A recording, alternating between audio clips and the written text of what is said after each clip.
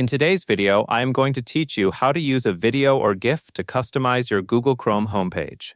To begin, open Google Chrome and make sure you are on a new tab page. Once the new tab is open, look toward the bottom right-hand corner of the screen. You should see a small Customize icon. In some versions of Chrome, this may look like a pencil or an edit button. Click the Customize icon. Next, select Change Theme. After selecting Change Theme, look for the option labeled Upload from Device. Click Upload from Device to browse the files saved on your computer. This is the point where you choose the video or GIF that you want to use for your Chrome homepage customization.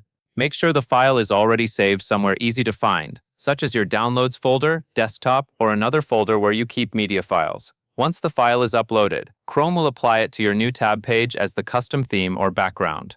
Give it a moment to load, especially if the file is large. After it appears, open another new tab or refresh the page to make sure the customization looks the way you want it to.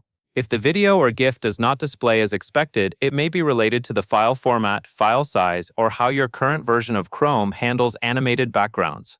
That covers everything you need to know.